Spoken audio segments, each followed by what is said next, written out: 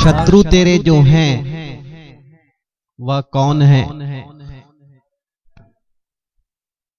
शत्रु जो हैं काम, क्रोध और लोभ। ये तीन शत्रु जो हैं इंसान के, सबसे बड़े वैरी हैं। भगवान श्री कृष्ण कहते हैं ये नरक का द्वार है।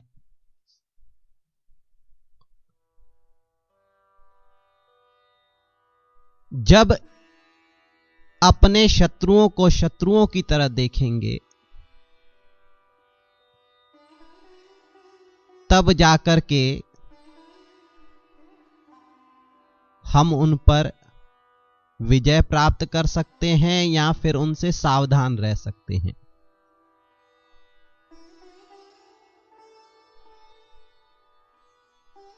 आपने जैसे अगर अपने शत्रु को नहीं जाना, कभी कभी क्या होता है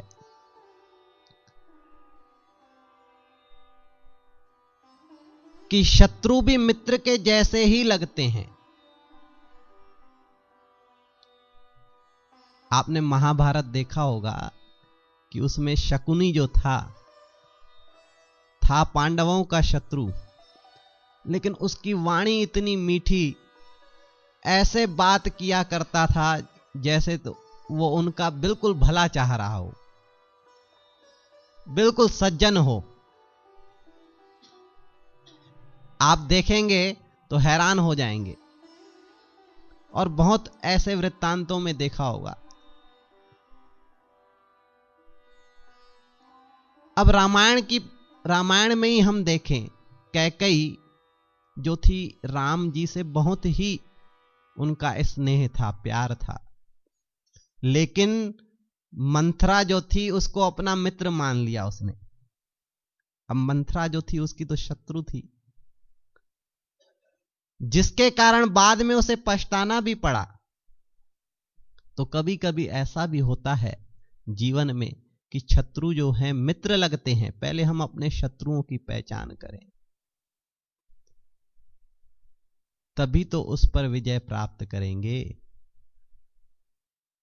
भाई, काम, क्रोध, लोभ ये हमारे शत्रु हैं। अगर हमें समझ में आए कि ये शत्रु हैं तो हम उन पर विजय प्राप्त कर सकते हैं। तो भगवान कहते हैं जो क्रोध है वो इंसान का शत्रु है, लेकिन लगता यह है कि मित्र है। ऐसा लगता है कि मैं क्रोध करूंगा तो लोग मेरी बात मानेंगे, मेरा काम करेंगे। क्रोध नहीं करूं तो व्यवस्था ठीक से नहीं चलेगी। व्यवस्था कैसे ठीक चलेगी? लेकिन भगवान श्री कृष्ण कहते हैं कि जैसे माचिस की एक तीली होती है, उसे जब जलाते हैं तो वह पहले तो स्वयं को जलाती है, फिर दूसरे को जलाती है। बस क्रोध भी ऐसा ही है कि वह पहले स्वयं को जलाता है, फिर दूसरे को जलाता है।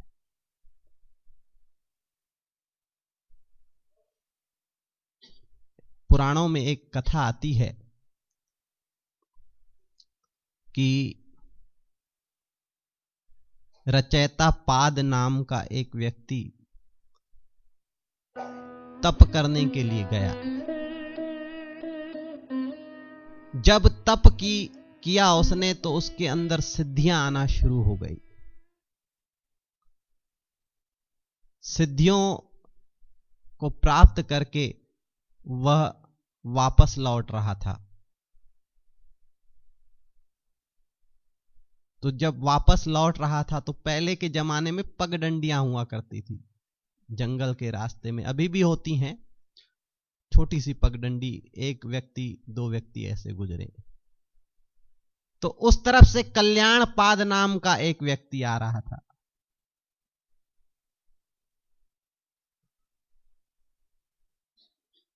जो रचयिता पाद था उसने कहा कि भाई रास्ते से हट जाओ। तो कल्याण पाद ने कहा पहले तुम हटो। इसने कहा कि भाई तुम जानते नहीं कि मैं कौन हूं। कल्याणपाद ने कहा ठीक है, नहीं जानता तो क्या हुआ, तुम भी नहीं जानते मैं कौन हूं। उसने कहा मेरे पास सिद्धियां हैं, शक्तियां हैं, मैं कुछ भी कर सकता हूं। तो कल्याणपाद ने कहा तुम कुछ भी कर सकते हो तो मैं भी कुछ भी कर सकता हूं। तो रचयिता पाद ने क्या किया कि अपनी शक्तियों से उसको राक्षस बना दिया, बन जा राक्षस।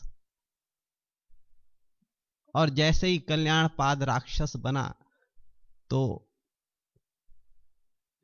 शास्त्रकार ये लिखते हैं कि वह राक्षस बनते ही उसने रचयिता पाद को उठाया और खा गया। शास्त्रकार आगे ये भी लिखते हैं कि रचयिता पाद कौन है। रचयिता यानी जो रचना, जिसने क्रोध की ही रचना स्वयं की। ऐसे ही हम क्रोध को स्वयं प्रकट करते हैं। जब वह राक्षस पैदा होता है तो वह सबसे पहले इंसान को ही खाता है। तो इसलिए अपने शत्रु को जानो, जब जानोगे तब दूर करोगे। बहुत से व्यक्ति सज्जन ये कहते हैं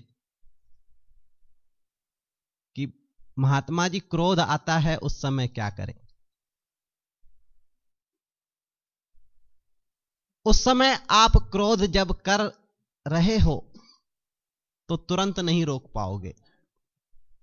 जब तक आप पहले अगर क्रोध को समझो, अब समझ में आ गया कि ये शत्रु है मेरा, क्रोध आएगा। अगर आ भी गया तो उसके बाद आप उस पर विचार करो कि क्रोध किस कारण से आया। जब आप विचार करोगे तो इसलिए तो कहते हैं ना कि विवेकवान, विचारवान, विचारवान भव मुक्ता। गुरु महिमा में ऐसा गाते हैं हम कि विचारवान परम भव मुक्ता, परम विचारवान भव मुक्ता। ऐसा तो विचारवान जो है मुक्त वही होता है अपने शत्रुओं से जो विचार करता है, जानता है। तो जब क्रोध आता है तो विचार करते नहीं है कि क्यों क्रोध आ रहा है, कारण क्या है। आप ऐसे भी समझ लें कि मान लो आप दुकान पर हैं या कोई जिसका बिजनेस है, कभी कभी क्या होता है कि आप ऐसे समझ लो क्रोध जो है अपने बड़े भाई से डरता है। क्रोध किससे डरता है? बड़े भाई से। अब आप बताओ कि क्रोध किसके ऊपर आप नहीं करते? हाँ भाई देखो, आप अपने शत्रु को नहीं जानते। और गीता, भगवान गीता गायक गोविंद जिन्होंने गीता रची, बहुत ही सुंदर है। क्रोध भय से डरता है। कैसे? आप अपने के बड़े, जो आपका बड़ा होगा उस पर आप कभी क्रोध नहीं करोगे। जैसे ऑफिस वाला हो, उसके बॉस ने उसको, उसके साहब ने उसको डांटा तो वह उस पर गुस्सा नहीं निकाल पाएगा। जब घर आएगा तो क्या होगा, वह गुस्सा नीचे की ओर उतारेगा। घर आया, पत्नी पर गुस्सा किया, पत्नी ने पूछा चाय पियोगे, वो कहेगा भाड़ में गई चाय तुम्हारी, रोज रोज चाय चाय। अब पत्नी सोचे कि पता नहीं क्यों गुस्सा कर रहे हैं। अब वह किस पे उतारे? वह अपने पति पर गुस्सा नहीं उतारेगी, बड़े से डरेगी। भय, भय से क्रोध डरता है। वह क्या करेगी? बेटी होगी, बेटी पर गुस्सा उतारेगी।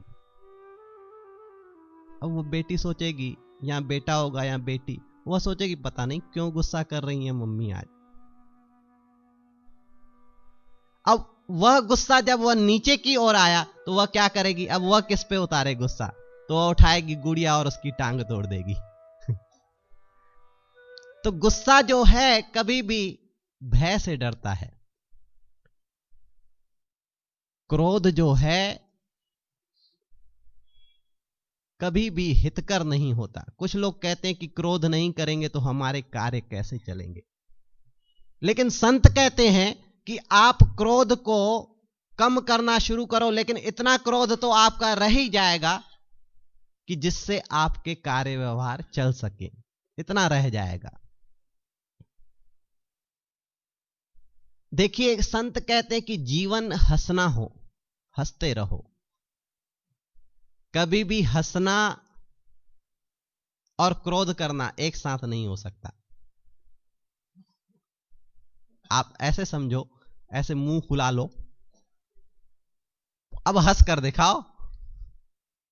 भाई गुस्से में मुंह फूल जाता है, प्रैक्टिकल करके देखो, मुंह, अब हंस के दिखाओ। तो देखो, दोनों चीजें जो हैं एक साथ नहीं हो सकती। इसलिए जो संत हैं, महापुरुष हैं, वो कहते हैं कि भाई आप अपने गुस्से को अगर कम करना चाहते हो तो हंसो। हंसना आपका जीवन है, खिलखिलाना जीवन है, क्रोध करना जीवन नहीं है। क्रोध से तो आपकी बुद्धि भी जो है वह भी कमजोर पड़ेगी। क्रोध से बुद्धि के ऊपर भी असर होता है, वह भी कमजोर पड़ना शुरू हो जाती है। तो क्रोध को दूर करने के लिए जो भगवान श्री कृष्ण कहते हैं कि अर्जुन, पहले अपने शत्रु को जानो कि आपका शत्रु बलवान है, फिर आप उसे दूर करने के लिए उपाय तब सोचोगे कि अब इससे कैसे दूर हों। तो जब उससे दूर होने का उपाय सोचोगे तो दूर होने का उपाय क्या है? भगवान श्री कृष्ण कहते हैं कि संतों का संग भी करो। सत्संगत से प्यार करना सीखो जी, जीवन का सुधार करना सीखो जी। सत्संगत से प्यार करना सीखो जी, जीवन का सुधार करना सीखो जी। तन धन धाम संग नहीं जावे, सुत धारा काम न आवे।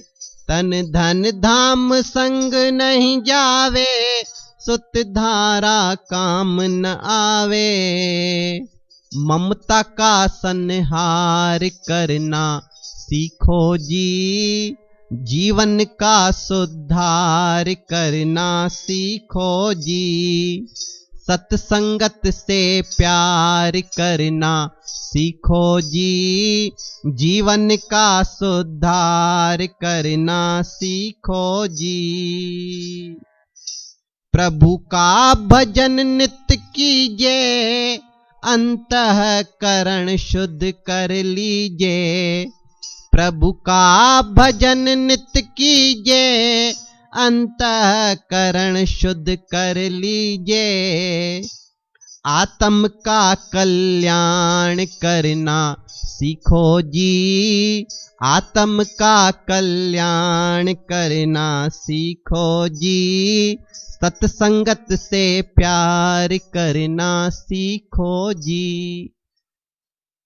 महापुरुष बार बार ये कहते हैं कि भाई सत्संगत में आओ। अच्छा देखो, महापुरुष कितना बार बार बताते हैं और हम बार बार सुन भी जाते हैं, लेकिन आप ये समझो कि हमारा शत्रु फिर भी कितना बलवान है कि हम बहुत लोग कहते हैं ना कि भाई सत्संग में आते हैं, इतना समय हो गया, इतना भजन अभ्यास करते हैं, फिर भी क्रोध आता है, फिर भी मन माया की तरफ जाता है।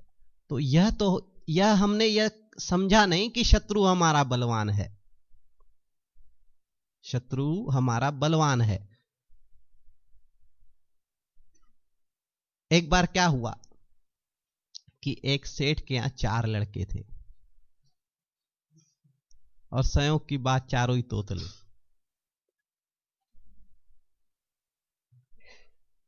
अब जो भी उन लड़कों को देखने आए, लड़के बड़े सुंदर, गुणवान, पढ़े लिखे, हर काम में होशियार, लेकिन एक अवगुण के कारण कोई रिश्ता उनसे करता नहीं कि तोतले हैं, सब वापस हो जाते। अब पिता बड़े तंग हो गए।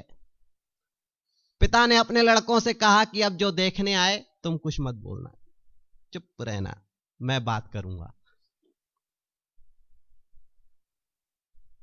लड़कों ने कहा ठीक है पिताजी। अब देखने वाले आए